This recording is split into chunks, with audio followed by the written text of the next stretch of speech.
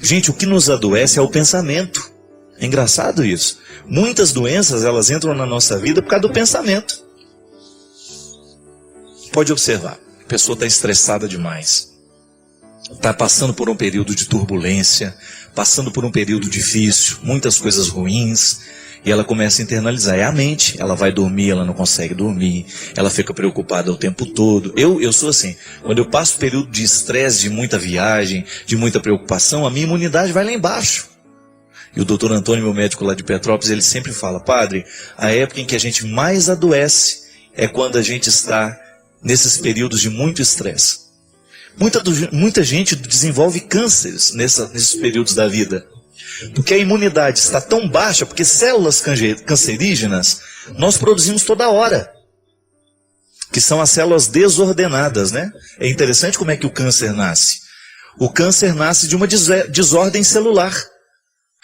A desordem que acontece no organismo provoca, então, elas vão se acumulando, o organismo não expulsa, aquilo vai virando um tumor.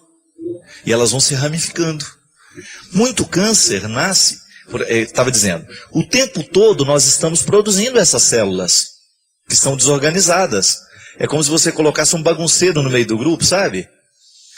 Mas a imunidade estando boa, você expulsa, o organismo expulsa naturalmente essas células, e ele se reorienta.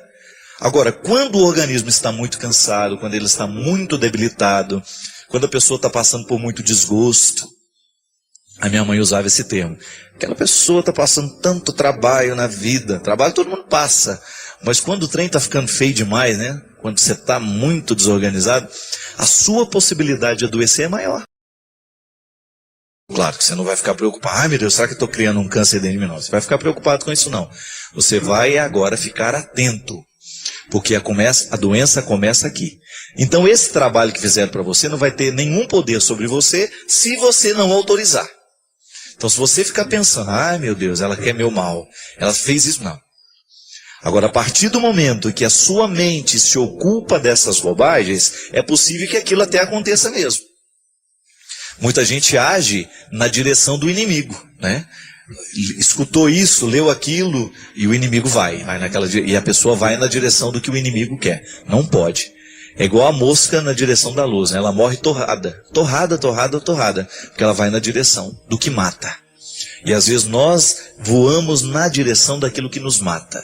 Fazemos a mesma coisa que a mariposa. Não pode. Você tem que ficar muito atento para você não permitir que o seu pensamento lhe adoeça. Eu tenho uma história aqui muito interessante, vou aproveitar e dar o exemplo. Durante a minha estada na Bienal, lá em São Paulo, quando eu lancei o Mulheres de Haste de Flores, a Renata Nogueira, que é a autora desse livro, me procurou lá para me conhecer, né? Para me conhecer, pedi que eu autografasse o livro para ela, e ela me deu esse livro de presente. Vem em mim, Lili Demorada.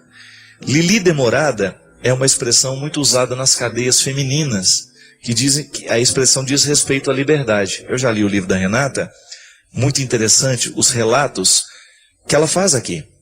A Renata foi injustamente presa, uma mulher de bem, uma mulher formada, curso superior, muito bem formada na vida, uma família muito boa. E a Renata foi injustamente presa. Durante aquele tempo que ela estava presa, ela poderia ter descoberto dentro, né? Ela poderia ter desenvolvido uma série de doenças, uma série de enfermidades. Só que a Renata resolveu ocupar a sua cabeça de um jeito positivo. Tanto é que o livro nasceu de toda essa experiência. Ao ocupar a sua cabeça ao tentar, né, você vê nos relatos dela, ela está o tempo todo tentando salvar-se daquele contrário.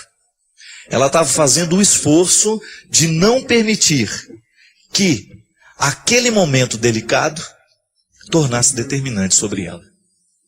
Isso é, não faz a desgraça ser maior do que já é, né? É interessante que às vezes na vida, gente, o que a gente precisa é a sabedoria para amenizar um momento difícil. É um jeito de você descobrir um caminho. A vida ficou difícil, vamos descobrir então qual é o caminho que poderá nos levar a alguma solução. Não é que a gente vai deixar de sofrer, não é que a cadeia ficou boa, não. O que a Renata experimentou foi de descobrir um jeito de continuar viva, de permanecer viva ali naquele tempo difícil. E ela, graças a Deus, conseguiu, tanto é que está aqui, com uma obra belíssima que é um registro daquele tempo de dificuldade. É aquela velha história. O que a gente faz da vida que nos foi entregue? Eu não posso ficar agora chorando, lamentando a vida que eu não tenho. Eu tenho que trabalhar para eu, a partir daquilo que eu tenho, conseguir sobreviver. Para eu conseguir superar as minhas mazelas, as minhas dificuldades, eu não posso ficar agora, sentar nas calçadas da vida e ficar lamentando.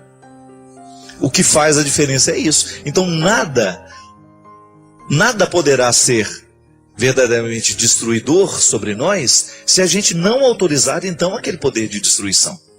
Então, com todo respeito aos que acreditam, eu não acredito nisso. Não acredito em macumba, não acredito em trabalho, não acredito nessas encomendas que se faz, não. Não acredito mesmo. Porque eu creio no poder libertador de Jesus, e isso está acima de tudo, minha gente. A libertação que Jesus realiza na história é total. E todo aquele que se torna um aliado do Cristo está livre de tudo isso. Olha, é bonita a palavra de Jesus sobre o reinado de Pedro, né? O primado de Pedro. Pedro, tu és pedra, e sobre esta pedra eu edificarei a minha igreja, e sobre elas os poderes do inferno não prevalecerão. Então eu tenho que fazer a minha parte para não prevalecer os poderes do inferno sobre mim. Eu tenho que fazer a minha luta todos os dias, a cada momento, a cada instante, para que os poderes do inferno não prevaleçam sobre mim. É uma luta de todo instante, de todo dia. Nós não podemos parar. Primeira coisa, gente, a gente tem que tomar consciência que cada pessoa, Deus trabalha de um jeito. Existem obras que o artista termina com rapidez, não é? E existem obras que o artista demora um pouco mais. A feitura de uma obra, ela é feita o tempo todo de rascunhos. Muitas vezes, você está preocupado com o seu texto final. Muitas vezes nós avaliamos na vida do outro o texto final. É aquilo que a gente consegue enxergar como um resultado. Calma. Muito mais interessante que o texto final é o rascunho, é o caminho através do qual o autor chegou àquele resultado. Quando você vê uma obra pronta, se você for pensar que aquele texto que você lê, ele foi várias vezes rabiscado, não é verdade? Você que escreve, quantas vezes você rabisca o seu texto? Quantas vezes você faz observações no seu texto, você modifica uma palavra, e em cada modificação, eu posso lhe afirmar porque escrevo, em cada modificação que você faz, um novo texto é concebido. De maneira que dentro de uma obra há inúmeras possibilidades de outras obras. Conversão, minha gente, é um processo de feitura que leva tempo. Deus não está preocupado com o tempo que Ele vai levar para fazer a obra. Ele quer qualidade. E nós precisamos sair dessa visão mágica de que um acampamento vai mudar a nossa vida, de que uma missa vai mudar a nossa vida, de uma confissão vai mudar a nossa vida radicalmente. Não há mudanças mágicas no cristianismo. E qualquer religião que queira ser honesta, ela vai processar a pessoa na conversão. Processar. O que é entrar num processo? É você viver o dia a dia de uma realidade que se concretiza aos poucos. Então, o que Deus faz em nós, através de um acampamento, é, quem sabe, nos ajudar a consertar uma frase que está errada. Mas a frase não é o texto, ela faz parte do texto. Ah, mas a gente escuta e nada acontece dentro da gente. É mentira. Existem palavras, minha gente, que demoram para florescer dentro de nós. Assim como uma semente leva tempo para que ela possa vir a se tornar uma realidade frutuosa. E muitas vezes as pessoas desistem do processo da conversão porque elas querem um resultado imediato. Mas esse resultado imediato não acontece, nem é bom que ele venha. Eu tenho muito medo dessas conversões que mudam radicalmente, a pessoa não olha nem mais para o lado e ela não conversa com mais ninguém. Não, tem que tomar cuidado. Porque a conversão ela é verdadeira à medida em que ela vai nos conduzindo para a consciência de que Deus está nos mudando e mudando nos detalhes. Nós temos que estar atentos a todos os rascunhos da nossa vida, porque muitas vezes o destino da nossa vida depende daquele rascunho. O destino do texto depende daquele rascunho. E conversão é você rascunhar o tempo todo uma vida nova. Pode ser que você ainda não esteja pronta para o texto definitivo. Pode ser que muita coisa ainda vai ter que acontecer, não há problema nisso. Nós só precisamos ter a paciência histórica com o nosso processo de conversão e com o processo de quem está do nosso lado. Então não adianta você pensar que o seu filho vai deixar as drogas só porque você o internou numa clínica de recuperação de drogados, não. Interná-lo é apenas o início de um processo que vai levar tempo. Não adianta você retirar a droga do bolso do seu filho. Tem que tirar de dentro dele. Tirar do bolso é muito fácil. Retirar a droga do bolso e jogar no lixo é muito fácil. Agora, retirá-lo da dependência dá trabalho. Mas a gente só retira a dependência, essa realidade viciosa, seja ela qual for, a partir do momento que nós nos exercitamos no processo da disciplina diária. E conversão, Geisa, é o tempo todo nós tomarmos posse da disciplina a ser vivida. Cristão não nasce de cesariana, já falei isso aqui, brinquei. Por quê? Na comparação com o parto, a cesariana o médico corta a barriga e retira a criança. A criança não tem trabalho nenhum para nascer. Agora, no parto normal, é sofrimento para a mãe, é sofrimento para o médico, é sofrimento para a criança. Para essa vida nova pascal, cristão não nasce de cesariana, não. O nosso parto é sempre doloroso, o nosso parto é sempre processual, ele vai devagar. Mas quando a gente nasce, a mãe fica com muito mais saúde do que quando faz a cesariana, não é assim? Você que já deu à luz, o parto normal não é muito mais saudável na vida de uma mulher? Claro! Para nós também o processo é assim. Muitas vezes nós insistimos na nossa conversão através de cesariana, corta a barriga, arranca. Não, não é assim. É o processo que faz a diferença. E o tempo todo nós estamos em processo. Esses transtornos é o seu processo de adequação. Quando é que você está em transtorno? Quando você está inadequado. Eu não quero mais viver daquele jeito, mas também não sei viver de um jeito novo, então estou inadequado. Aí você vai buscando um equilíbrio. É igual eu me lembro quando eu me converti, porque a minha conversão foi muito tardia. Eu já estava no seminário, mas a minha opção por Jesus mesmo, a minha opção pela minha vida religiosa como padre, ainda não era padre, né? Eu me lembro, eu fiquei uma pessoa absolutamente chata, desagradável. Por quê? Eu tinha perdido a minha misericórdia, eu tinha perdido a minha humanidade. E o Léo mesmo falou para mim assim: meu filho, religião está te fazendo mal. Cuidado, você está menos amigo dos seus amigos, por causa de Deus. Você está menos paciente com os pecadores. Não pode ser assim não. Se você quiser ser um padre verdadeiramente bom, você terá que ser paciente com os seus limites. Mas como eu não sou paciente, não era paciente com os meus limites naquele tempo, eu julgava toda a minha projeção para os outros, então eu não tinha paciência com os outros, porque eu via nos outros o que eu não gostava de ver em mim. Então, quando eu assumo os meus limites e tomo conta deles, eu vou começando a me adequar, eu vou começando a viver esse processo de superação das inadequações. E conversão é isso. Quando você olha para a terra que foi semeada e não vê a semente brotando, a gente corre a tentação de pensar que não deu certo. Porque a nossa visão é sempre muito pessimista. Ah, aquilo ali não acontece nada, já vi. Não, calma. A semente tem o seu tempo para frutificar. E um acampamento pode ser uma chuva rápida sobre a semente que somos nós. Um acampamento pode ser uma chuva mais demorada sobre nós. Não importa o tempo. O que importa é o processo.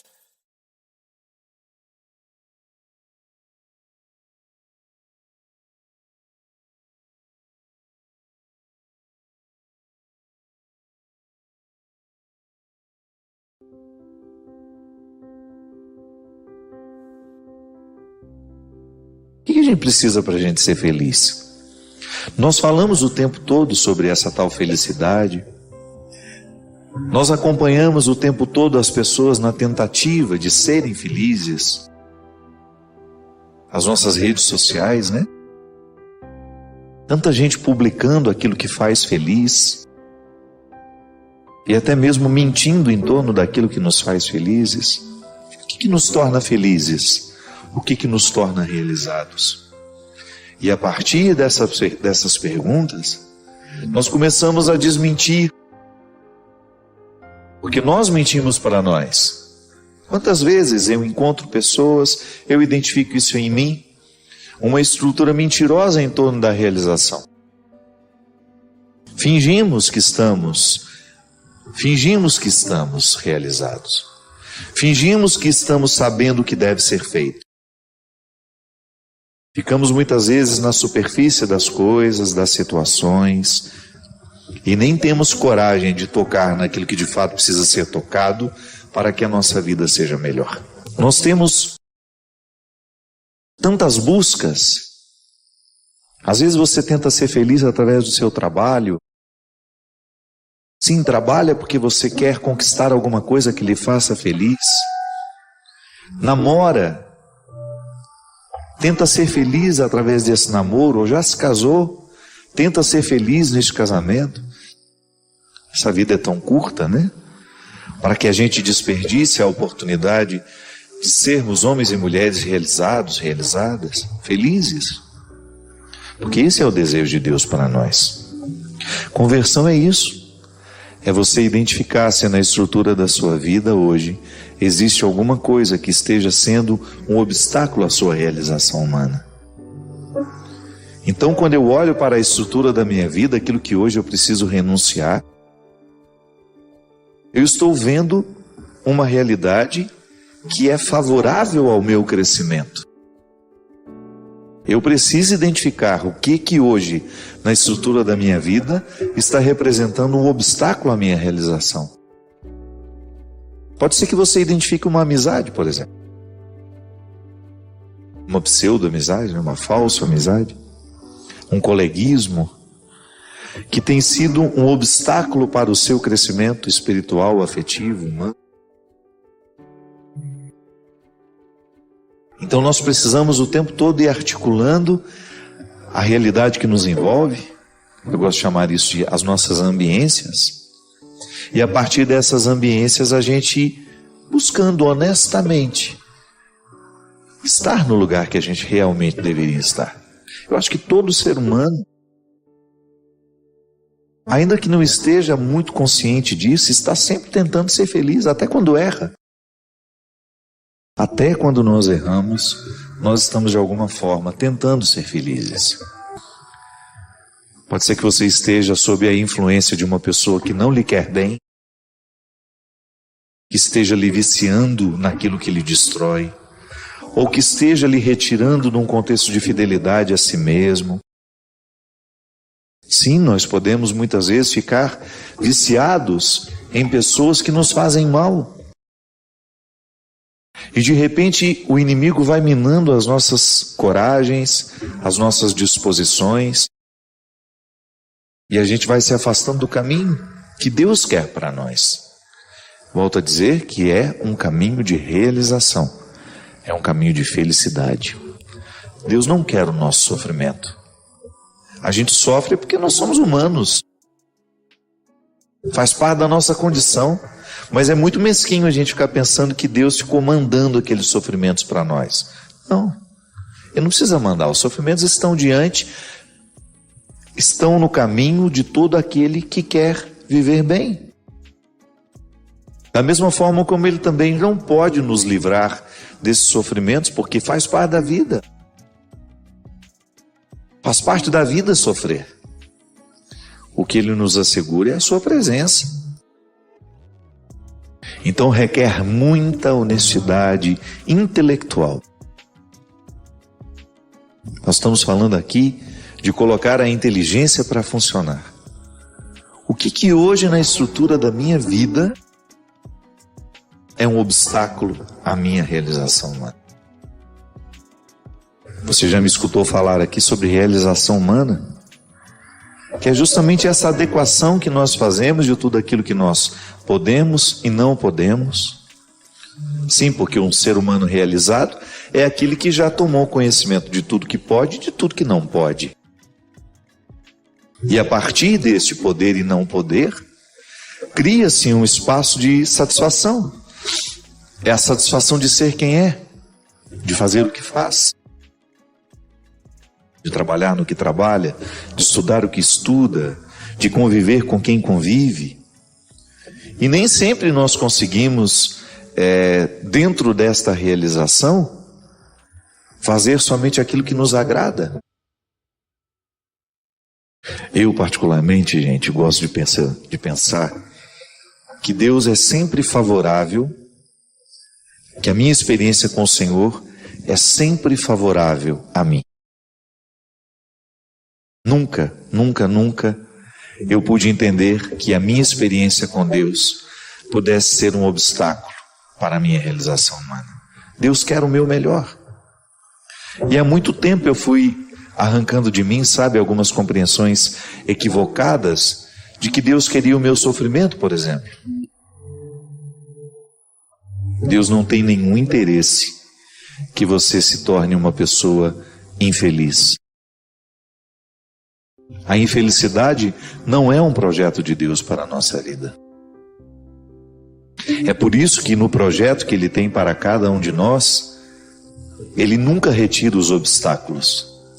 Porque nos obstáculos nós encontramos a força para a gente poder alcançar aquilo que a gente tanto deseja.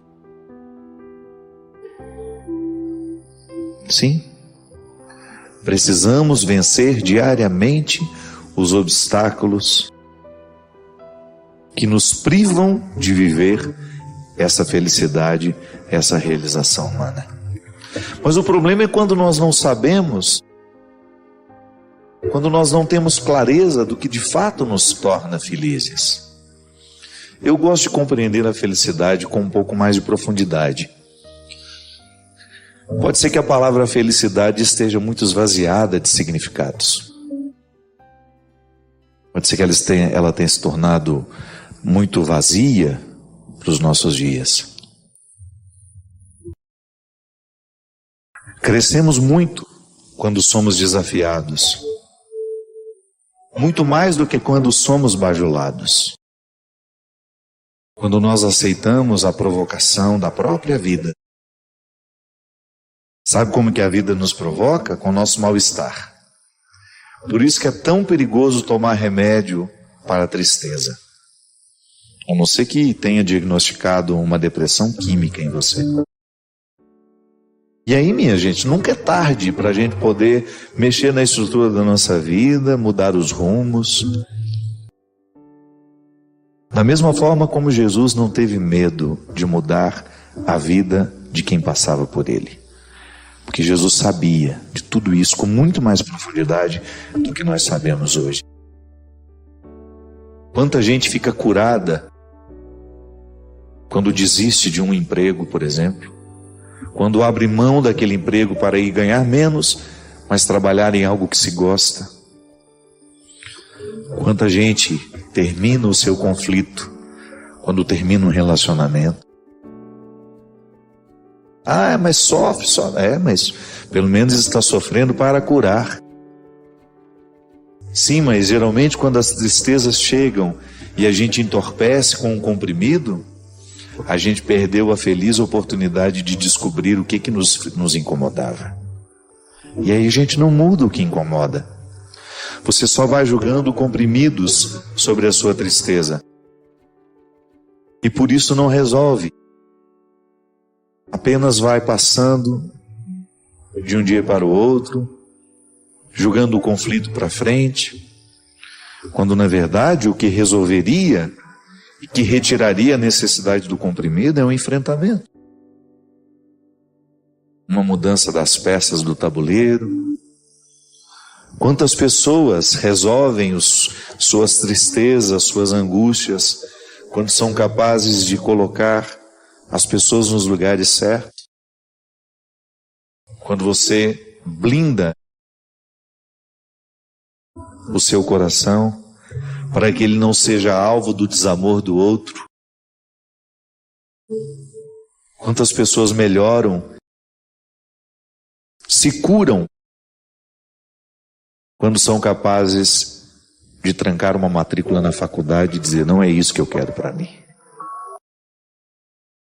Eu me lembro que uma vez eu encontrei uma menina que estava fazendo a faculdade para agradar a mãe. E ela me falou isso. Ela teve coragem de dizer. Perguntei para ela: o que você estuda? Ela falou: arquitetura. E você gosta de arquitetura? Ela: não, eu estou fazendo porque minha mãe quer que eu faça. E eu achei aquilo muito cruel, né? Uma faculdade de arquitetura dura uns 5 anos na vida. Fazer o oposto do que se pretende para agradar a mãe, alguma coisa está errada nessa relação. Quantos filhos são curados quando nós olhamos para eles e perguntamos o que de fato interessa, do que eles gostam e o que eles gostariam de fazer da vida. E você também cresce quando é algo que você não quer que seja, e você, num exercício de amor, é capaz de querer entender o que o outro gosta tanto.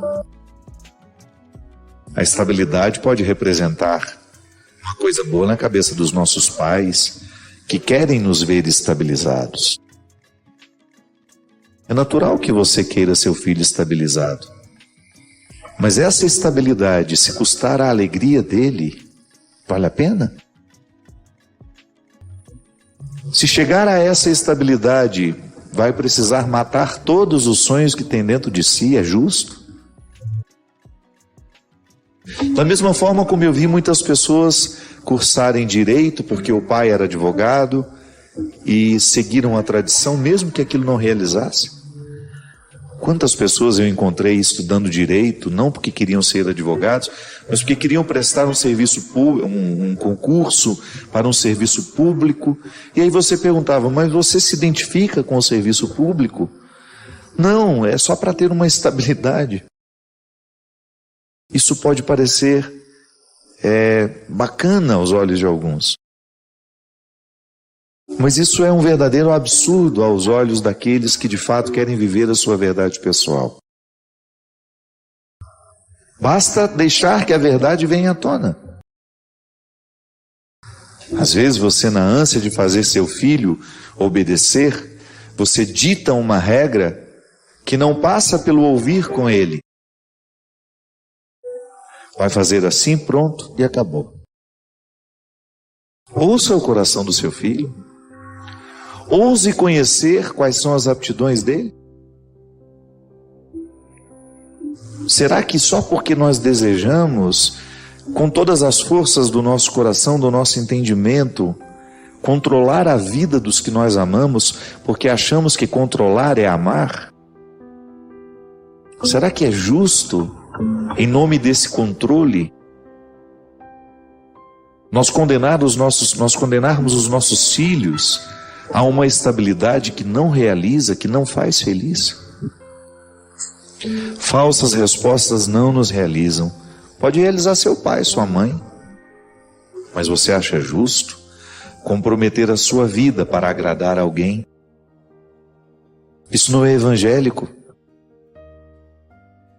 Obedecer significa ouvir com o outro, e não somente ouvir o outro.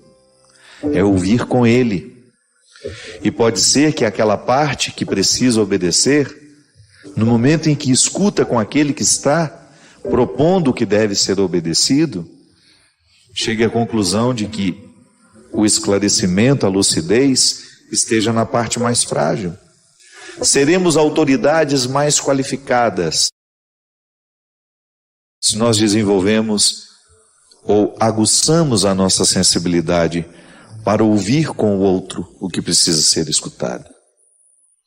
Da mesma forma como eu também não tenho como viver as minhas perguntas na solidão. Eu estou sempre ouvindo com alguém ao meu lado. Saímos do nosso mundo, ferimos aquilo que estamos acostumados para dar um passo com o outro, sempre de mãos dadas. Porque nunca erramos, minha gente, quando vamos de mãos dadas. Nunca erramos quando seguramos na mão daqueles que nós amamos. Não é justo você impor a ele um fardo que Deus não impõe. Deus colocou nele um jeito de ser, uma forma de viver, de pensar, de sentir. É necessário que a gente tenha respeito pelo outro, que caminhe com ele. Claro, eu não estou dizendo para você abrir mão da autoridade que você tem, pelo contrário. A verdadeira autoridade é aquela que nos faz ouvir com o outro. É aquela que nos faz pensar com o outro, sentir com o outro. Seremos melhor, bem melhor. Uma autoridade bem melhor, se a gente aprende a ouvir com o outro. Deus tem a oportunidade de falar em nós. Sim, porque Deus fala em nós quando a nossa verdade vem à tona. Quando nós não temos medo da pergunta que precisa ser feita. Não fuja delas. É bom, né, quando a gente tem a oportunidade de ouvir alguma coisa que nos desinstala. Nós ouvimos muitas coisas todos os dias. Mas não é tudo que nos desinstala. De repente você percebe que aquela palavra, ela se encaixa dentro de você e começa a provocar uma boa desordem. Essa é a revolução que o verbo pode fazer na nossa vida.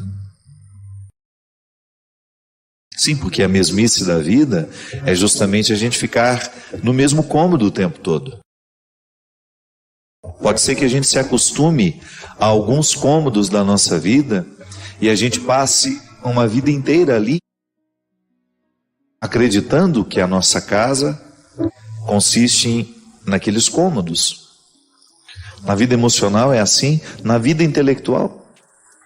Nós vamos saindo da nossa zona de conforto e nós vamos, neste intervalo, vivendo o desinstalo, esse desinstalar, a desinstalação, que é tão positiva na vida de quem quer crescer. Então, uma pergunta bem feita, na hora certa, tem o poder de morrer orientar os caminhos da gente.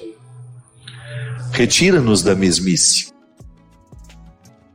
Faz com que nós tenhamos condições de entrar nos cômodos que até então nós não estávamos acostumados a visitar. Vai viver o que você precisa viver. Não perca tempo com conflitos que não são seus. Tenha coragem de entrar nos quartos da sua casa, da sua vida, e descubra quais são as perguntas que hoje precisam ser feitas para que a sua vida tenha qualidade. Não tenha medo dos questionamentos. Muito melhor que conviver com falsas respostas é a gente ter a pergunta certa. Eu particularmente gosto de ir atrás de palavras que me desinstalem. Eu estou sempre com um livro, porque o livro é uma oportunidade que eu tenho de ser desinstalado.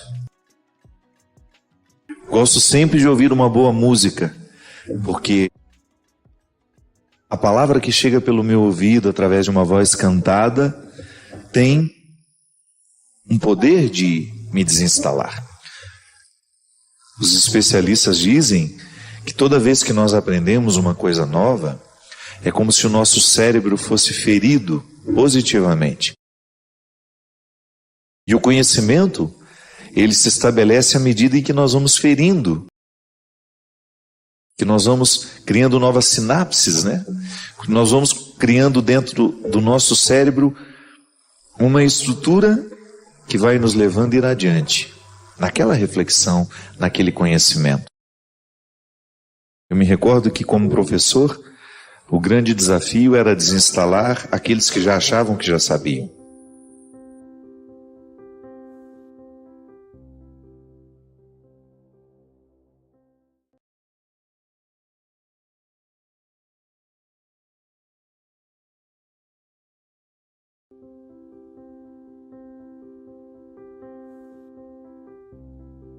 Padre Fábio, como suportar a perseguição? Porque dói demais em alguns momentos da nossa vida. A perseguição, ela faz parte da vida, todas as dimensões da nossa vida, toda a dimensão humana. Todo mundo que é humano, em algum momento experimenta ser perseguido. O que gera uma perseguição? São muitos fatores.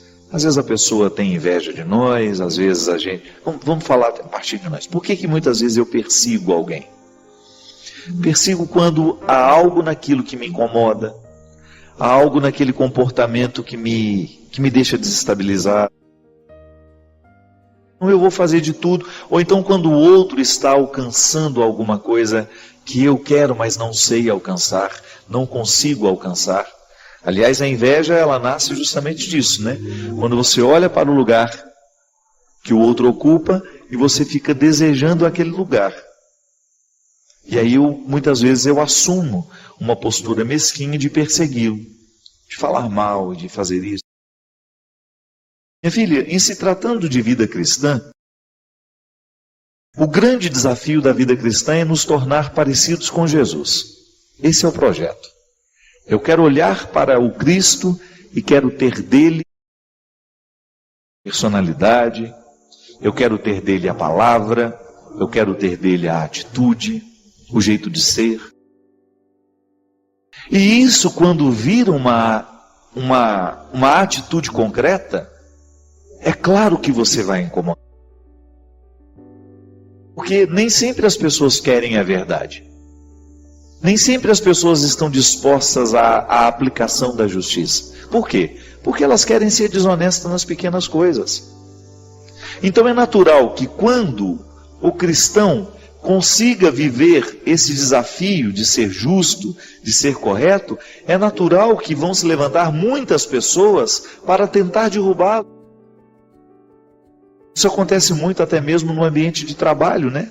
Quando você descobre que lá existe um processo de desonestidade e você quer quebrar aquilo, você muitas vezes é até ameaçado de morte. Quantas vezes, minha gente? Eu já acompanhei situações assim, de pessoas que precisaram deixar o ambiente de trabalho porque descobriram falcatruas que eram praticadas por pessoas que ali trabalhavam e que ela, por uma questão ética, moral, de verdade mesmo, não posso ser conivente com isso.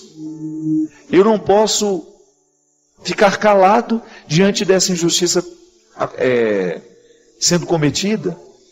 E aí, no momento em que quer quebrar aquela cadeia de injustiça, é mesmo ameaçada de morte, humilhada, perseguida. Por quê? Porque desejou fazer o bem acontecer. E é por isso que a perseguição está sempre ligada ao martírio.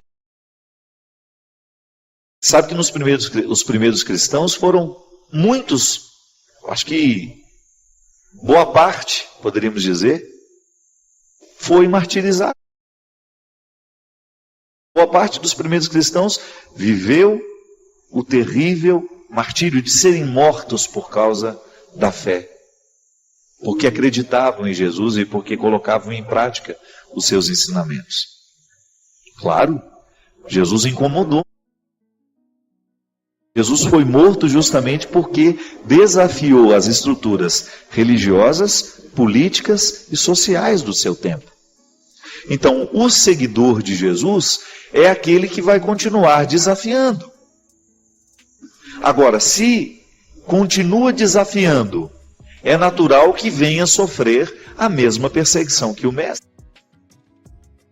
Ou você acha que nós vamos ficar numa situação favorável? E é por isso que sempre precisamos tomar cuidado para que a gente não se adeque às situações do mundo de hoje para evitar a perseguição, não é? Às vezes a gente tem tanto medo da perseguição que a gente perde a dimensão profética do nosso discurso, e nós não temos o direito de fazer isso. Nós precisamos viver o segmento e assumir as consequências naturais deste segmento. Às vezes você é perseguido dentro da sua casa, porque você pratica uma religião. porque você é adepto de Jesus, como é que vem essa perseguição? As pessoas te ridicularizam, riem de você, fazem pouco caso daquilo que você gosta, daquilo que você ama. Quantas vezes você precisou esconder do seu marido, dos seus filhos, dos seus irmãos, que você ia participar de um retiro, ou que você estava vindo para a Canção Nova, ou que você ia participar de um grupo de oração? Quantas pessoas eu conheço que não podem contar que estão indo para a igreja, porque são ridicularizadas em casa? Isso é perseguição. É diferente, mudou. Hoje ninguém nos proíbe mais de ser cristãos. Aqui no Brasil, por exemplo, ninguém nos proíbe disso. Pode ser que em outros lugares do mundo essa perseguição ainda aconteça. E lá ainda exista a necessidade do martírio de sangue. Isso é, eu perco a minha vida para poder dar testemunho da minha fé. Mas hoje a perseguição que a gente vive é diferente. Ela passa por outros âmbitos sociais. Então ao defender que eu sou contrário,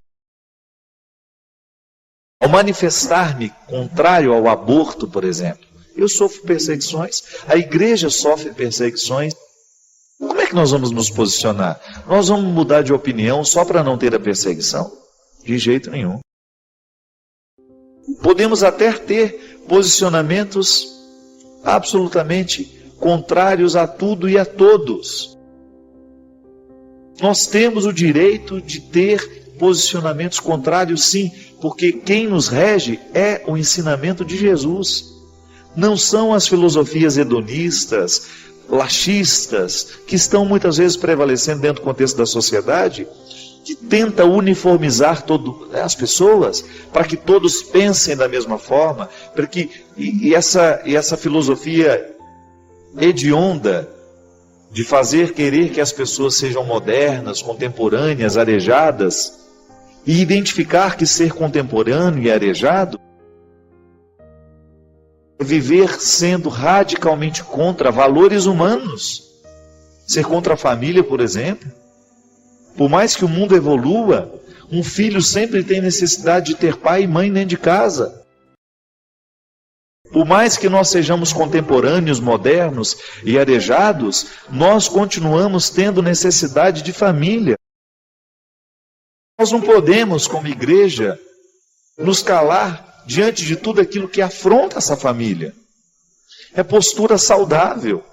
É direito nosso. Nós somos portadores da palavra de Jesus. E esta palavra é favorável à vida. E tudo aquilo que for contrário à vida, tudo aquilo que atentar contra a vida, nós somos radicalmente contra. E seremos perseguidos por isso? Seremos. Mas nós seremos perseguidos com alegria. Sabe por quê? Não há nada que possa nos realizar mais do que a sensação de dever cumprido. Fiz o que tinha que fazer. É o que São Paulo fala. Combati o bom combate. Preciso dar a vida pelo Evangelho. E se não é vazando o sangue e morrendo como morreram os primeiros cristãos, será o martírio então de você muitas vezes ser exposto à galhofa, ao ridículo, e você manter firme. Eu acredito em Jesus, sim. Esse é meu compromisso com Ele, sabe? Na oportunidade de ser quem eu sou, de fazer o que eu faço e de ir aonde vou. Nunca vou a um lugar em que eu preciso deixar Jesus na porta. Eu só aceito ir, só estarei lá, se Jesus puder estar comigo. Se eu não tiver que abrir mão do que eu acredito. Já errei muito. Já me equivoquei muito. Já dei entrevistas em que eu não fui suficientemente claro. Já permiti equívocos naquilo que eu falava. E hoje não quero mais isso. Quero fazer de tudo para que a igreja esteja bem representada em mim. Porque essa é a minha missão como padre. Essa é a minha missão como homem da religião. Estar comprometido com a palavra de Deus e fazer de tudo para que esta palavra prevaleça, para que esta verdade seja. Prejuízos terríveis. Por quê? Porque a gente não se reflete, a gente não se pensa. E quem não se pensa vai ter muita dificuldade de pensar a vida com mais amplitude. Porque a maneira como eu me penso reflete na maneira como eu penso a minha vida. Como eu olho para as pessoas, a maneira como eu me olho reflete na maneira como eu olho para o outro. Então, esses sofrimentos que fizeram parte de você ao longo deste ano, eles têm que lhe trazer um fruto, sim. Se não trouxeram, você pode ficar esperto. Pode ser que você esteja deixando de arrancar deles o aprendizado. Pode ser que você esteja guardando os fracassos na estante, sabe? Sem reciclá-los. Não, fracasso tem que ser reciclado. Aquilo que você lutou, eu posso dizer, encontrei tantas pessoas que passaram pela batalha contra o câncer, ou porque lutaram consigo mesmas, ou porque lutaram com as pessoas mais próximas. Só quem já passou por isso sabe como é difícil. Mas depois que passa, depois que termina, não é verdade? Você olha para o cabelo que voltou a crescer e você identifica que aqueles cabelos representam sonhos. Só quem precisou perder os cabelos para fazer um tratamento de quimioterapia sabe o que é a alegria de vê-los nascendo novamente. Só quem precisou passar pelo mal-estar de uma quimioterapia, de ficar tantas vezes horas e horas dentro de um hospital esperando pelo atendimento, e depois você ver o resultado de que aquilo deu certo, que o tumor regrediu, ou então a cirurgia que fez, que foi bem sucedida. Então quando renascem os cabelos, meu Deus, que respeito nós precisamos ter por esses cabelos que nascem. São mais que cabelos. É o renascimento de sonhos, de esperança, de futuro. É alguém que de alguma forma pode dizer, a vida aqui venceu. E nós continuaremos lutando por essa vida. Porque só quem se viu nesse limite, nesse limiar estreito entre vida e morte, saberá identificar o quão a vida é preciosa. E deixaremos de reclamar menos. Reclamaremos menos. Porque um dia a gente viveu esse limiar e a gente sabe muito bem. Há 3 meses que eu estou lutando, com um problema que eu tive nesse ouvido esquerdo. Há 3 meses eu não sei o que é silêncio. Eu que gosto tanto.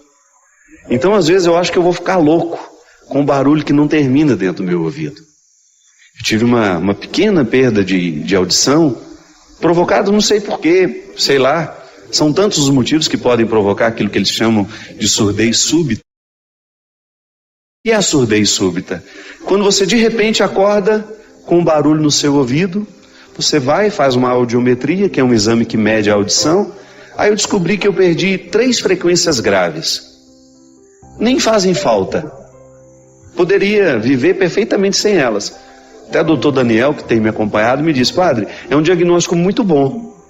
Depois outros médicos, amigos meus também, doutor Vianney lá em Petrópolis, que eu tive a oportunidade também de conversar, de passar por ele, fui tão bem atendido por ele, todo mundo dizendo, o diagnóstico é muito bom. Quando se perde frequências graves, se recupera praticamente tudo novamente. Só uma questão de tempo. Mas o problema, minha gente, não é essa bendita frequência grave que eu perdi, não. O problema é conviver com esse barulho, esse zumbido dia e noite. Sabe quando você deita para dormir cansado? E você não consegue dormir porque aquele barulho te perturba, te perturba, te perturba. E ontem, graças a Deus, eu tive assim um dia tranquilo. Foi o primeiro dia em que eu posso dizer que o zumbido não ficou o tempo todo. Foi o primeiro dia em que eu tive a oportunidade de voltar a saborear alguns momentos de silêncio. Ele não foi embora, está aqui. Vai, volta, fica baixinho, fica mais alto. Mas ontem, Deus, eu vivi um dia inteiro naquele silêncio que eu gosto, que me faz bem. Você não pode imaginar de como eu valorizei aquilo.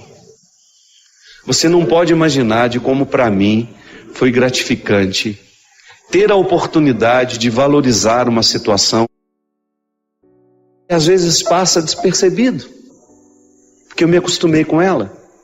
Então, como agora eu estou tendo de conviver com um barulho no meu ouvido, se Deus quiser, vou dar um jeito de curar isso, né? Ou pelo menos diminuir isso, para eu não ficar louco, né? Senão a gente fica louco, a gente não consegue se concentrar, tudo fica mais penoso, a gente fica mais cansado, menos paciente com as coisas.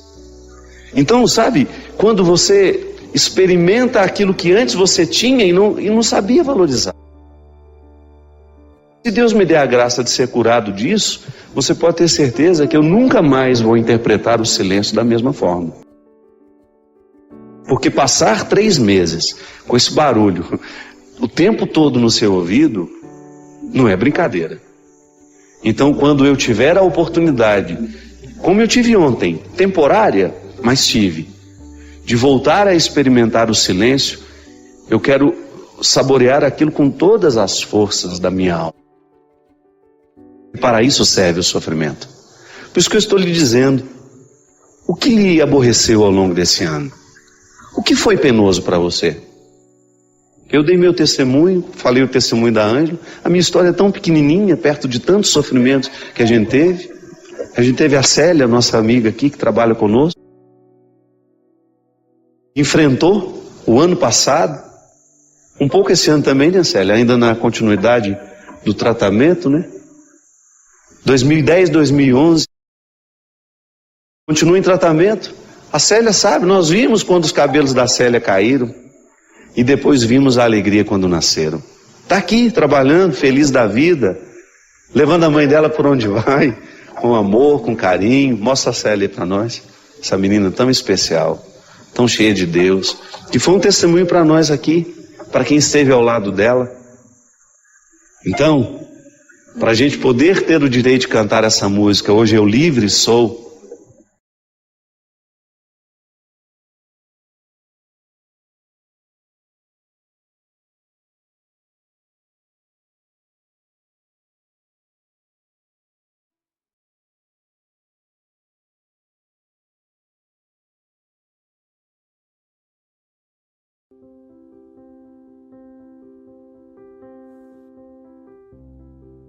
Marcas do que se foi, sonhos que vamos ter. Sempre a gente precisa articular o que se foi com aquilo que a gente ainda vai ter. A vida fica muito mais bonita quando a gente consegue administrar com sabedoria essas duas realidades, o passado e o futuro. Mesmo porque o presente, esse momento que nós temos agora, é a articulação de 2 tempos, um que eu não tenho mais e o outro que eu nem sei se terei. Então essa sabedoria me colocando na possibilidade de ver o meu tempo presente como uma oportunidade de fazer valer o passado que eu tive, com todas as dificuldades, com tudo aquilo que me foi penoso, e ao mesmo tempo não permitir que o que me foi penoso me impeça de sonhar um futuro melhor. Você que participa da minha vida de maneira tão direta, você que me acompanha, você que é meu amigo, eu tenho refletido cada vez mais no conceito de amizade, enquanto um vínculo que nos fraterniza, que nos coloca, ainda que a gente não participe da vida um do outro no dia a dia. Quando nós identificamos pessoas que estão articulando sonhos semelhantes aos nossos. Um tempo onde tem tanta guerra, onde tem tanto desentendimento pelo mundo afora, a gente encontrar pessoas que estão fazendo o seu esforço pessoal de estabelecer pontes ao invés de quebrá-las. De não permitir que o preconceito nos afaste uns dos outros, que o preconceito nos impeça de conhecer pessoas que às vezes a gente julga mal. Num tempo onde o mundo tem sido tão cruel, a gente diminuir a crueldade no espaço que nos é possível. Você identificar pessoas que estão fazendo isso também. Isso gera uma amizade, uma fraternidade cristã, ainda que um outro esteja lá na Indonésia e eu aqui no Brasil. Saber que aquele homem que ama numa língua diferente, com costumes diferentes, está buscando os mesmos ideais que eu, me torna amigo dele, ainda que a gente nunca frequente a casa um do outro.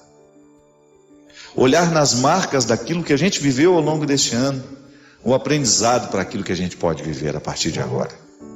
Volto a dizer, a dificuldade do meu ano foi muito grande, mas ao mesmo tempo tão em paz, tão visitado pela esperança, porque é isso que Deus me move a viver. Eu não posso dar testemunho da minha fé se eu estiver desanimado com a vida, por mais tribulações que eu tenha. Talvez você saiba, tenha me escutado contar, um dos episódios difíceis da minha vida este ano foi que a minha casa caiu, literalmente. Uma chuva muito forte em Taubaté, a estrutura do meu telhado não foi construída de acordo como deveria ser para suportar, né, um volume de água muito grande. Entrou água por todos os conduítes, eu perdi todo o piso de madeira, perdi os quartos, o teto de gesso da casa toda caiu, desabou. Foi uma coisa muito triste. Eu me lembro que eu estava viajando e quando eu cheguei em casa, a Teca, eu já vi pelo jardim, né? Eu já vi que alguma coisa muito séria tinha acontecido. Foi no dia 9 de março isso. Quando a Teca me esperou descer do táxi, ela me abraçou já chorando, lembro direitinho como se fosse hoje. Ela me falou assim: por favor, fique calmo com tudo que você vai ver. E quando eu entrei, gente, foi uma visão horrível. Você vê o fruto do seu trabalho, do seu empenho, né? As suas coisas, tudo destruído. A casa, aquela estrutura que até então condensava afeto, que era o seu lugar de descanso, não existe mais. Você não pode dormir, você não pode deitar, você não pode sentar. E de repente a porta da cozinha ficou aberta, e no meio dos destroços todos, naquela destruição toda, daquela sujeira toda, quem me surge correndo pela casa, feliz, sem saber o que acontecia? O Luca, o meu cachorrinho. E foi impressionante como Deus me curou através daquela criatura naquele momento, sabe? Ele com aqueles olhões arregalados, né? Feliz porque eu estava chegando em casa, sem saber o significado daquela destruição, mesmo que ele nem sabia que aquilo estava destruído, né? Ele só queria me encontrar. O amigo dele tinha ficado 15 dias longe, viajando, e estava voltando naquela hora. Ele não tinha a menor intenção de me olhar com algum outro olhar que não fosse a da alegria de me ver chegar. Eu me lembro que eu sentei no chão e abracei aquela criatura e chorei tudo o que eu precisava chorar. É como se naquele momento Deus me fizesse entender, através do não entendimento do Luca da tragédia, de que a vida pode ser sempre bonita, desde quando a gente encontre um motivo, ainda que seja pequeno, para a gente recomeçar a nossa história. O que é uma casa destruída? Nada, é um prejuízo financeiro, é. O que a gente não pode permitir é que a casa caia dentro de nós. O que a gente não pode permitir é que a estrutura que nos sustenta possa ruir, através dos problemas que a gente enfrenta. Eu não tenho um filho para me abraçar quando eu volto. Talvez você tenha.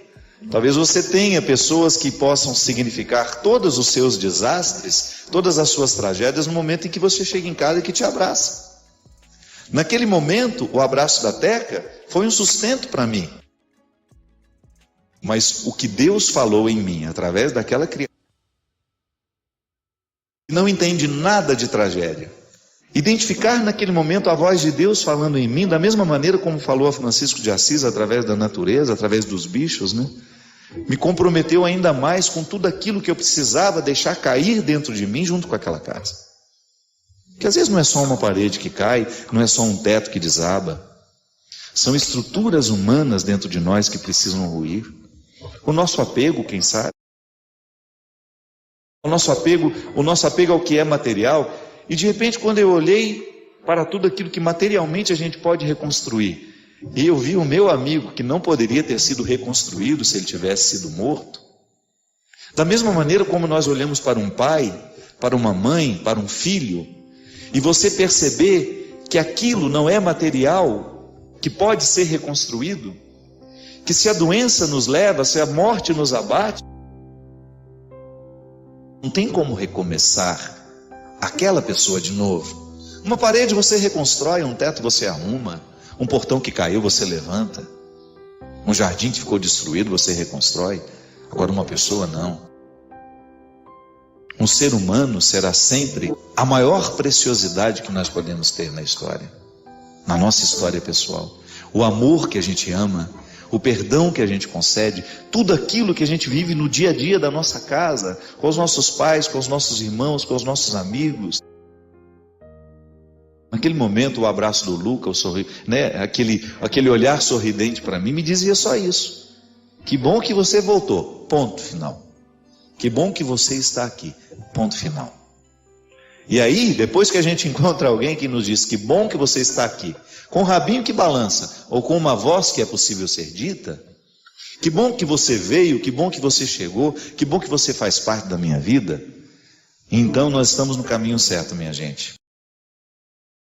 Este ano quero paz no meu coração. Então vamos fazer a nossa parte, né?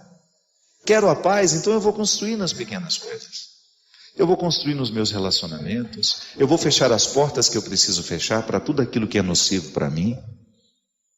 Posso ter coragem de fechar portas, por mais doloroso que seja fechar aquela porta, porque eu sei que aquela porta aberta não me traz paz. Mudança de vida. Fim de ano é uma época maravilhosa para a gente fazer balanço. O comércio faz balanço. O comércio identifica o que dá prejuízo, o que não. E o bom empresário é aquele que modifica o que está lhe causando prejuízo. O bom empresário é aquele que, no momento em que faz o balanço da sua empresa, ou da sua loja, ou da sua vendinha que seja, descobre que ele precisa mudar algumas atitudes no seu jeito de trabalhar, no seu jeito de agir, para que ele não continue amargando o prejuízo. A mesma coisa nós precisamos fazer através da nossa vida afetiva. Começar a prestar atenção nos relacionamentos que nós alimentamos ao longo do ano. O que é nocivo para nós nesse relacionamento? Estabelecer, pontuar, é direito. É direito meu, é direito seu. De você olhar para a estrutura da sua vida e ter direito de mudar o que você achar que vai ser melhor para a sua liberdade pessoal, para o seu jeito de ser de Deus.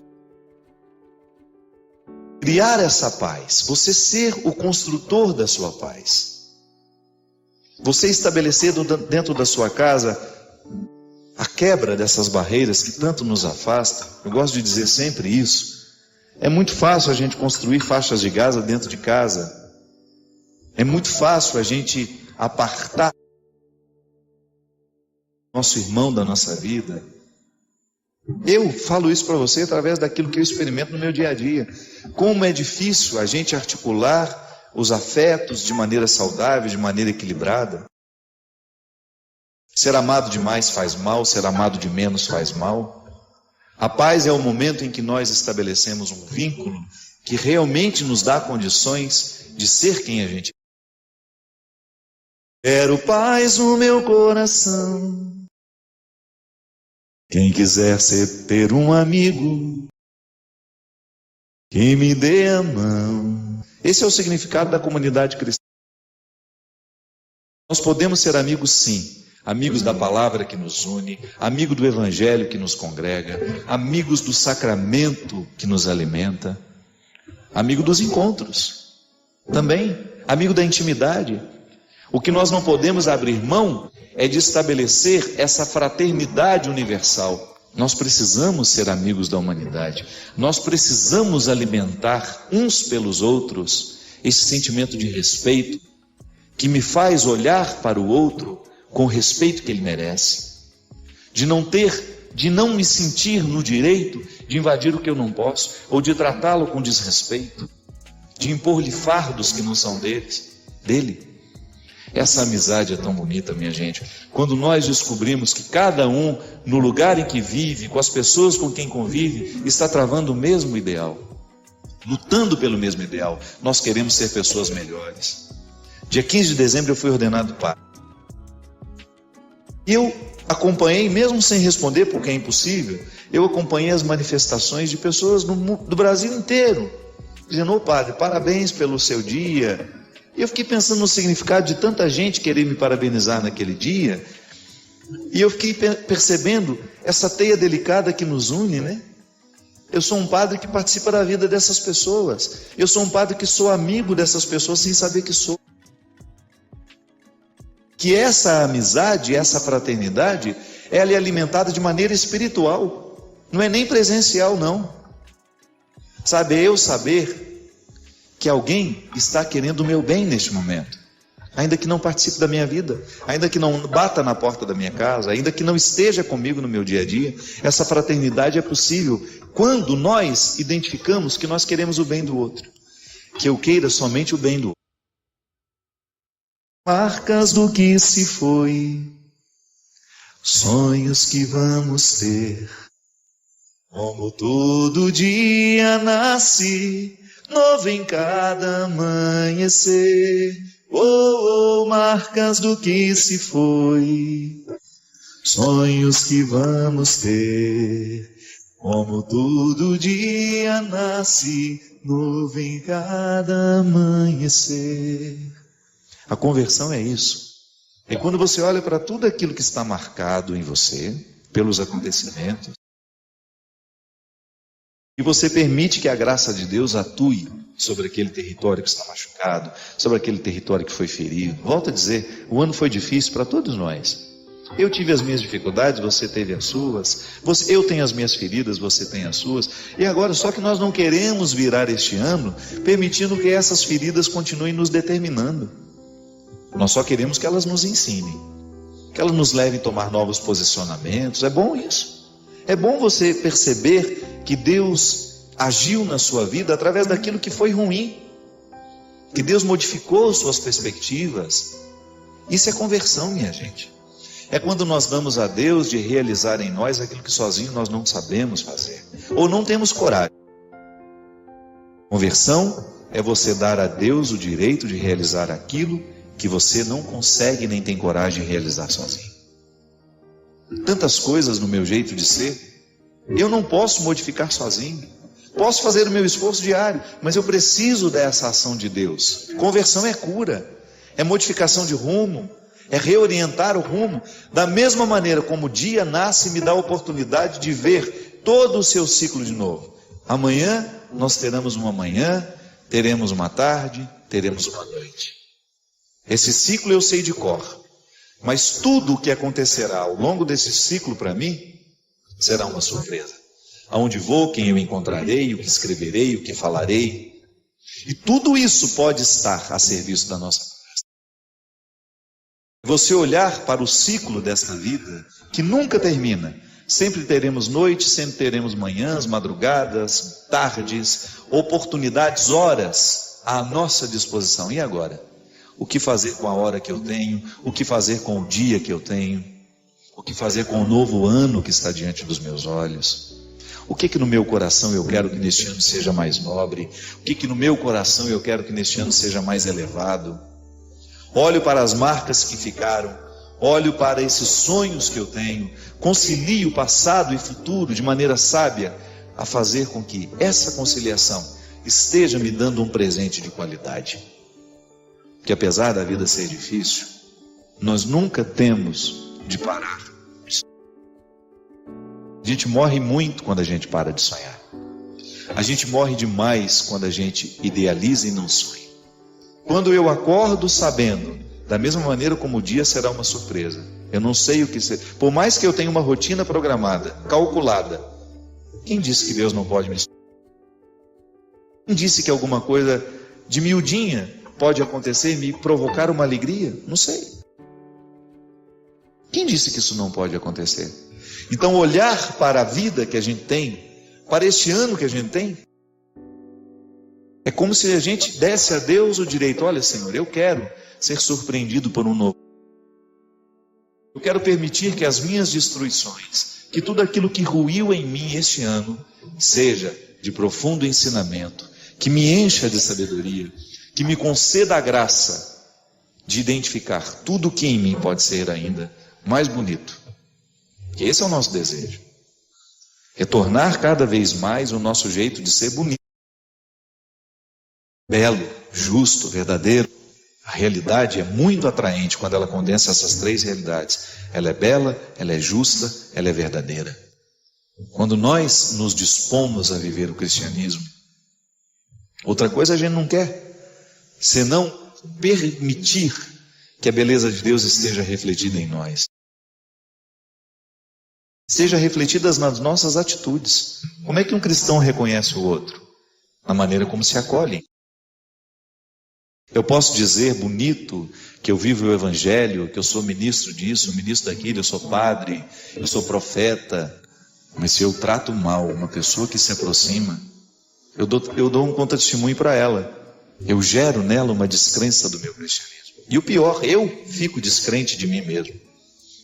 Que a grande armadilha do diabo em nós é quando ele nos faz ficar presos a essas mesquinharias que desabonam o que nós sabemos do nosso Cristo.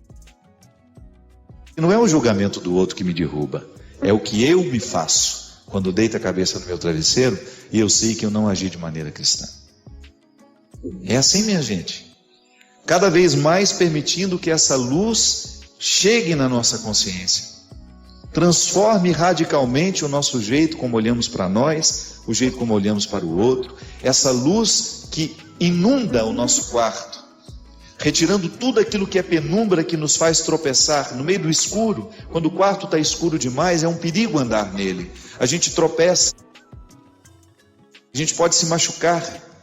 Uma mente que não está iluminada por Deus, ela se machuca o tempo todo. Por quê? Porque lhe falta essa luz que lhe orienta, que lhe permite andar com segurança. E Deus ilumine cada vez mais a nossa consciência. Esse é o projeto de vida que nós precisamos ter para 2015. Que a nossa consciência esteja cada vez mais iluminada, para que Deus nos dê condições de reconhecer onde é que nós erramos, onde é que nós somos mesquinhos, onde é que nós não estamos agindo de maneira bela, justa, verdadeira. Aí sim nós estamos adentrando o ano como todo cristão precisa adentrar. Uma responsabilidade que nos coloca semeadores da vida que queremos colher. Por isso, seja honesto. Olhe para as sementes que você tem semeado na sua vida. Olhe para as sementes que você tem semeado na vida do outro.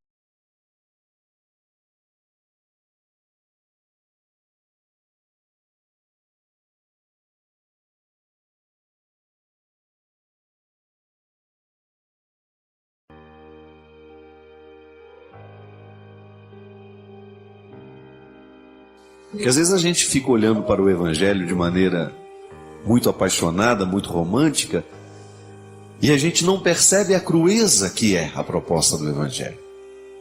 É duro. Costumo dizer que seguir Jesus não é moleza, não. Acreditar nas suas verdades requer muita coragem. A dor faz parte do cultivo da fé. Não é masoquismo, não. É realidade. É realismo. É a gente entender que acreditar em Deus tem repercussões diretas na nossa vida. E sobretudo no momento em que a gente sofre, a nossa fé está sendo burilada, está sendo purificada. É no momento em que a gente se sente indigente, é no momento em que nós nos sentimos limitados, que nós fazemos a experiência da fé mais pura. Porque quando a gente está indigente, quando nós estamos sem muitos recursos, nos resta o quê? A singularidade do ser. E é na singularidade do ser que a gente encontra o código dos nossos valores. Se você quiser realmente chegar ao profundo dos seus valores, das regras que te regem como ser humano, retire os seus excessos.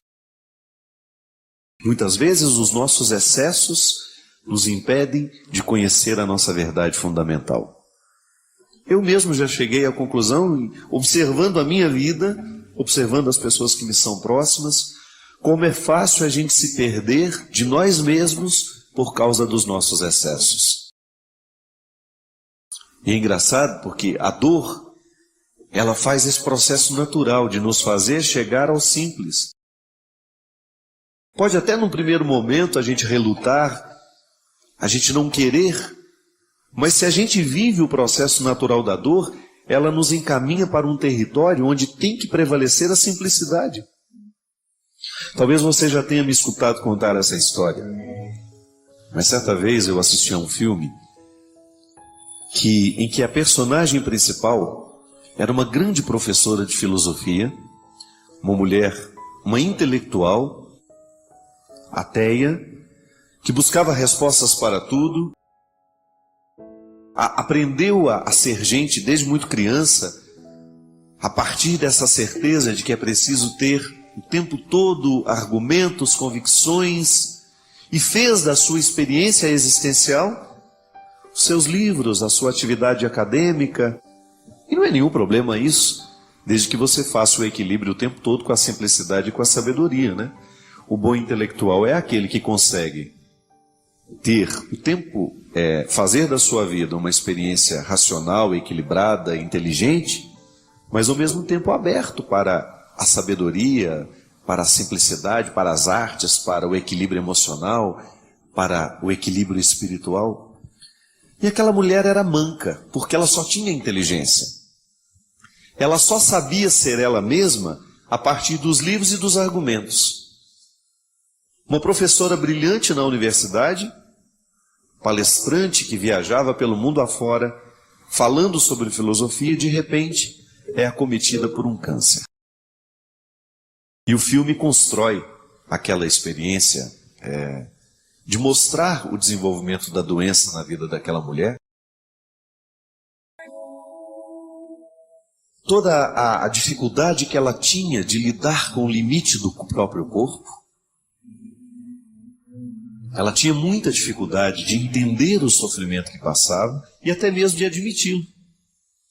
Então, toda vez que os enfermeiros ou que os médicos entravam no quarto para fazer os procedimentos normais de quem está vivendo a quimioterapia, a luta contra o câncer, encontrava sempre aquela mulher cheia de livros em cima da cama, e ela tinha uma postura tão arrogante com os médicos e enfermeiros, que muitas vezes ela não parava de fazer a leitura para que eles pudessem fazer os procedimentos de pegar uma veia, de aplicar uma injeção.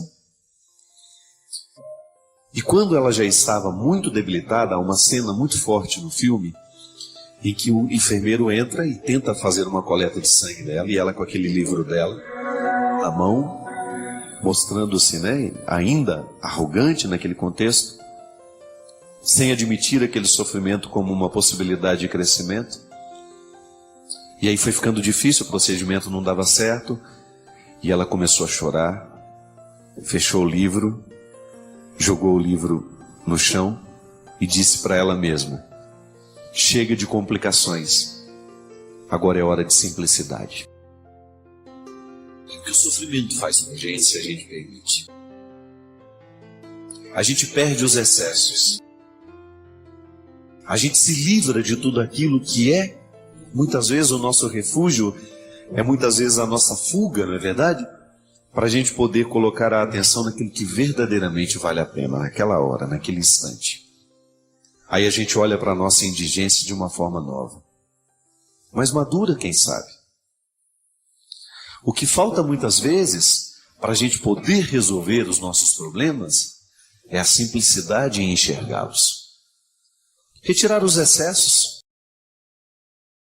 Não permitir que os nossos excessos venham obscurecer a nossa visão, ou até mesmo de nos impedir de encaminhar uma solução para aquilo que nos faz sofrer. Isso é ter fé. É a gente acreditar que Deus está ao nosso lado no momento da nossa luta, no momento da nossa dor, e que, portanto, a gente tem o direito de ser simples. Quem traz no coração a certeza de que Deus é com ele, tem mais facilidade de adentrar esse território da simplicidade. Porque não se sente sozinho sendo simples. Muitas vezes nós não queremos ser simples, nós preferimos as coisas complexas, com medo da gente se sentir só.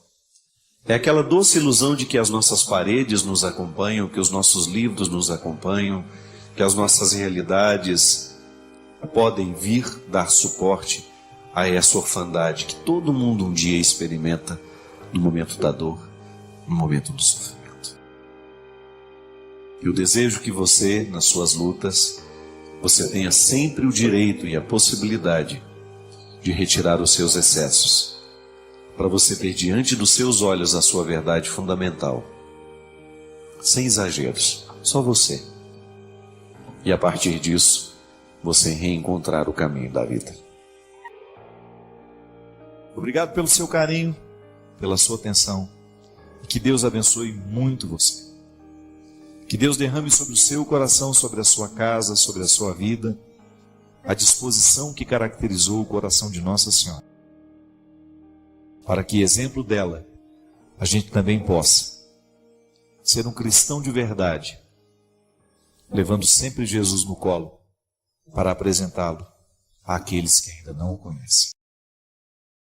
Derrame sobre nós a bênção do Deus Todo-Poderoso, Pai, Filho e Espírito Santo.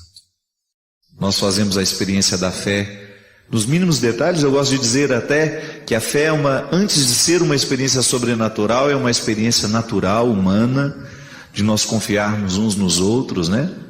É interessante a gente identificar que a confiança que nós temos na mãe, no pai, nas pessoas que são mais próximas, isso nos ensina a depois, um dia, termos condições de ter uma fé mais elaborada.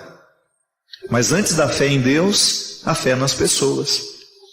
É aquele gesto que nos tranquiliza de saber que nós não estamos sozinhos e que poderemos dar os primeiros passos, aprender as primeiras coisas mais difíceis para nós, porque a gente sabe que tem alguém que nos ama e que nos socorre naquele momento em que nós estamos em processo de aprendizado.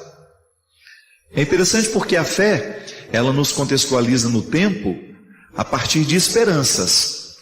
Eu sempre gosto de refletir a fé amarrada na esperança. Fé e esperança. Dois pilares que sustentam todo cristão, todo crente, ouso dizer, não só nós cristãos. E a experiência de fé, ela é fundamental na nossa vida. Por isso o Papa nos convida a viver o ano da fé. Um ano de entrega, de confiança, não é verdade? E eu fiquei pensando de como que nós podemos viver isso. Como que isso pode repercutir na nossa vida. Como é que nós podemos entrar dentro da mística do ano da fé que a igreja nos convida a viver. Justamente assim. Descobrindo que viver essa experiência em Deus é trabalhar cada vez mais a fé sobrenatural que nos ajuda a viver depois a fé nas pessoas. Isso é importante demais, minha gente, a gente ter essa consciência. Que a fé que nós fazemos, a experiência de fé que nós fazemos com Deus, ela tem que se desdobrar também na fé que nós temos nas pessoas. Mesmo que a vida fica mais feliz, né? Quando nós temos fé no outro. Eu acho que o amor humano é uma experiência de fé, é uma experiência de esperança. E gosto muito de compreender esse processo de Deus na nossa vida, nos ajudando e nos encaminhando cada vez mais para uma harmoniosa convivência com os irmãos. Portanto, o grande fruto que eu gostaria de colher neste ano de fé é crescer na minha capacidade de crer em Deus e também na minha capacidade de crer nas pessoas. Porque a gente sabe que muitas vezes o mundo, por causa da crueldade que está tão evidente, né? Às vezes eu fico pensando que o mundo sempre foi cruel. É que hoje nós temos os meios de comunicação que nos ajudam a chegar mais perto dessa crueldade. Os crimes são muito noticiados e isso acaba gerando muita mídia. Os horrores do mundo, né? Em outros tempos não. Os crimes que aconteciam lá na Bahia, somente as pessoas que estavam mais próximas ali, as cidades mais vizinhas, é que ficavam sabendo. Hoje, com esse mundo globalizado, você tem o contato com os crimes do mundo inteiro. E isso acaba gerando no coração humano uma descrença. Não é uma descrença em Deus. Também pode ser. É claro que muita gente, por causa de uma imaturidade de fé, acaba fazendo uma leitura assim. Se o mundo está tão cruel, se existem tantas coisas ruins acontecendo, Deus não existe. E não é bem assim. Mas ali, antes de perder essa fé em Deus, a gente perde a confiança no outro ser humano. Isso é muito ruim. Isso é muito danoso para a nossa vida. A vida fica insuportável quando nós perdemos a fé uns nos outros.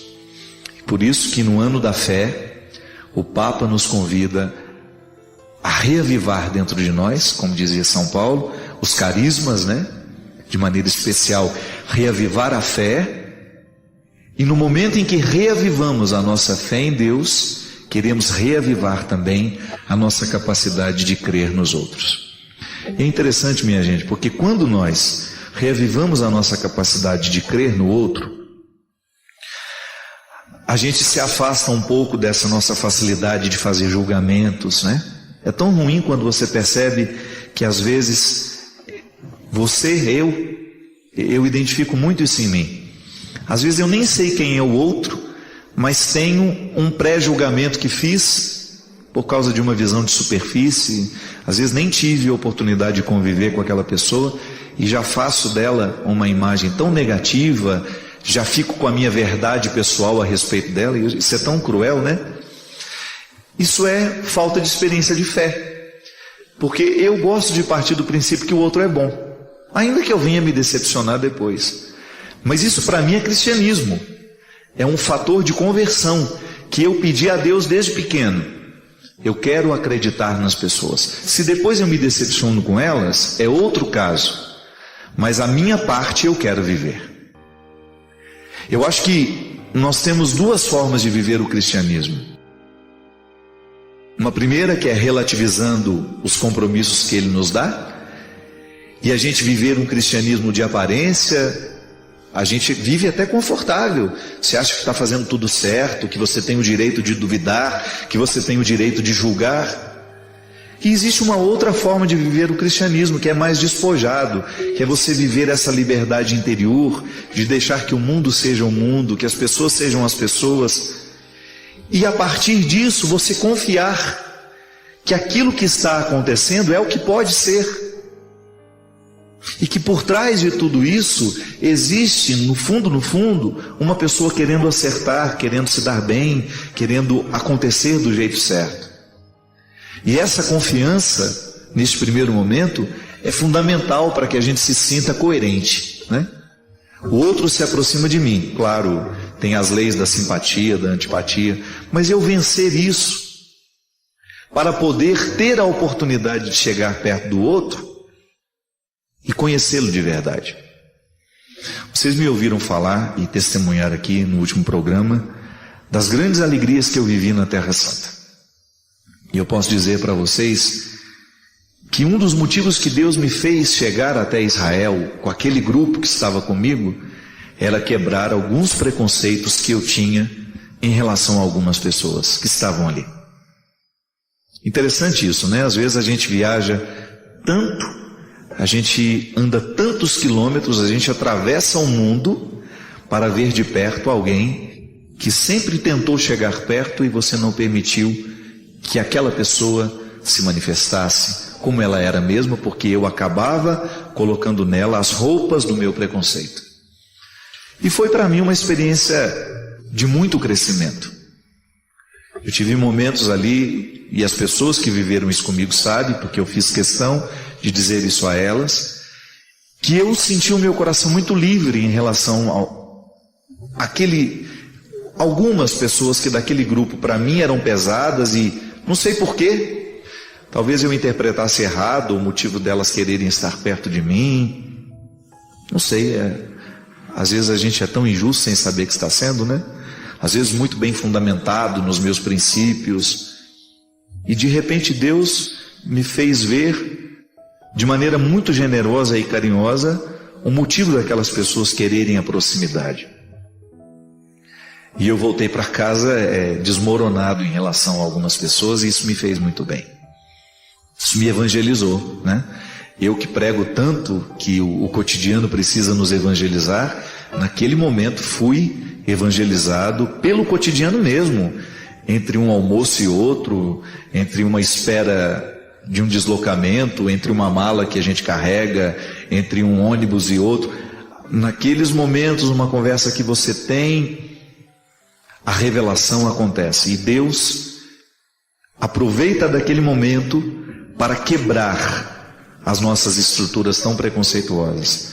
Então o ano da fé, a gente pode vivê-lo assim: fé em Deus sempre, crescer cada vez mais a nossa intimidade com o Senhor, buscar ter uma vida de oração, conhecer a palavra, mergulhar na vida dos sacramentos, mas também reavivar a nossa fé nas pessoas. Muitas vezes, quando não temos a fé nas pessoas, nós corremos o risco de pecar gravemente.